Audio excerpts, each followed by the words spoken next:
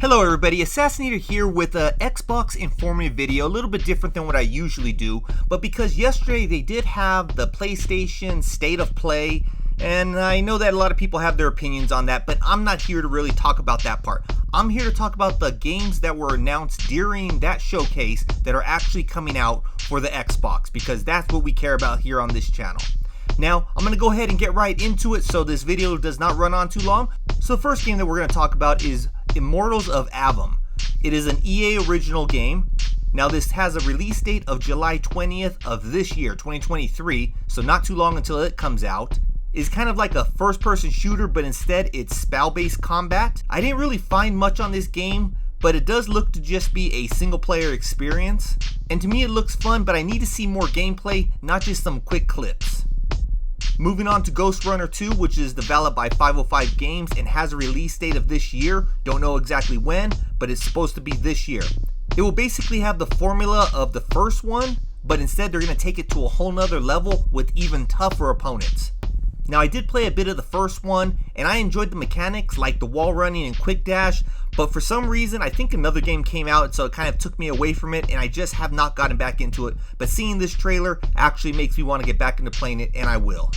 Next up is Marathon, which was developed by Bungie, who was recently purchased not too long ago by Sony, and this is not going to be a PlayStation exclusive. Bungie did say when they were purchased they do want to keep their games multi-platform, and it seems like they're keeping to their word on that. Now it does have a different look as far as I guess the look of the game overall, because it is a PvP focused extraction shooter.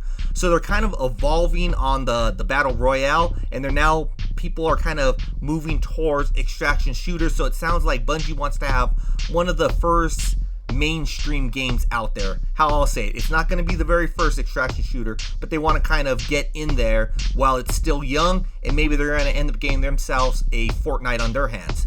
Now it does not, to me, look in any way, shape, or form like the original OG PC Marathon games that Bungie created before Halo, but I'm pretty sure that the lore somewhere along there is going to kind of tie in. Now it also kind of has a weird look to it. Some people have said on Twitter, and I kind of agree, that it's been Fortnite-ified because of just the look, but I think it's going to be simpler to create like battle pass items with a simpler art direction. So we'll have to wait and see how that game is, but I do look forward to seeing what Bungie puts out, because I do think overall Bungie has some pretty good games. Now while we're talking about Bungie, let's talk about Destiny 2 The Final Shape, which they also create. There is no release date on when this DLC will be coming out, but they did state that on August 22nd they will have the Destiny showcase, so I guarantee you'll learn more there. Now the big thing that we saw from the teaser trailer is that Cade has returned. Don't know how, they'll probably explain it in that game. It could just be a flashback, but we'll have to wait and see till that DLC's out. Moving on to Dragon Dogma 2, which is published by Capcom. It is an open world action RPG just like the very first game. Not really a whole lot to say on this one, but obviously if you played the first one and liked it, this is going to be more of that.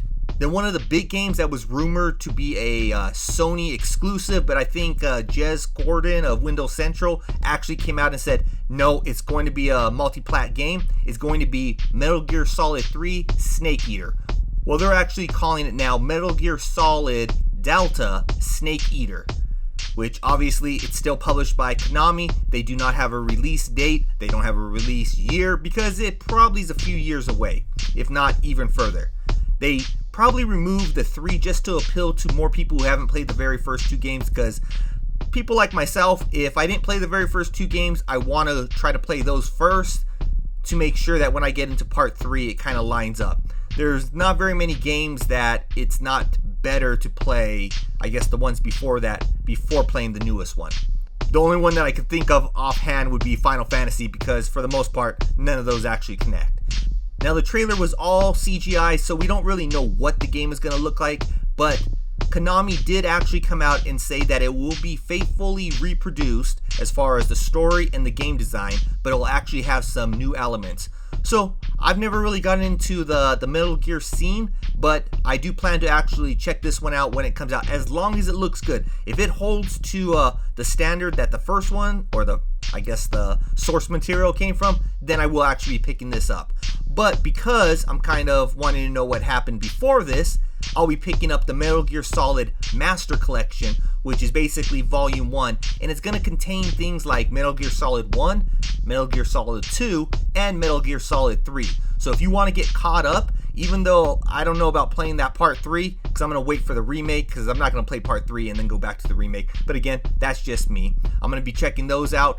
But they did say that they will play as they did when they first released, so they're basically just ports. Hopefully they do have like FPS boost and up-res to take advantage of the current gen's power, because if not, I don't know if it's really going to be that great of an experience, and it might turn people off of actually purchasing Part 3 when it comes out.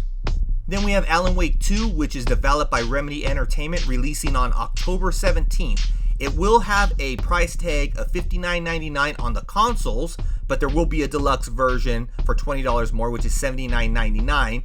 And what that contains is 2 DLC expansions, the Night Springs and the Lake House expansions. And if you pre-order, you will get some bonuses.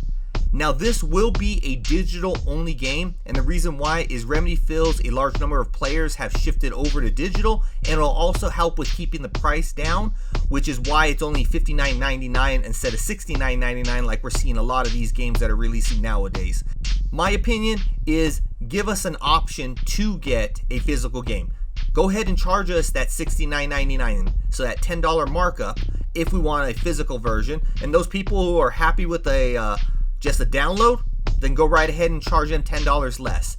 Again, it'll be up to us, the consumers, to choose which one we want to buy and how we want to, I guess, get our video games. But at least leave us that chance, or pass it off to I Am 8-Bit or Limited Run, which I know a lot of people don't care for, but at least have a limited run for those people who actually want a physical version of the game. Now, one of the other reasons why they say that they're not going to be shipping a disc is because they don't want to ship a disc that requires a download, which I appreciate that, because we do have more and more games that are shipping with the disc that has very little on that disc, and everything has to be downloaded, which means later on down the line, if you don't have internet access, you're not going to be able to download that game, or if the servers are turned off. But this is going to be an action-adventure game, which is considered a psychological thriller, and it will in this game have 2 playable protagonists. Now, I would classify it more as a horror game just from what I've seen. But if you do want to see more raw gameplay footage, make sure to check out Summer Games Fest on June 8th. It has been said that there will be more footage there, more consecutive footage instead of just little clips is what I call it.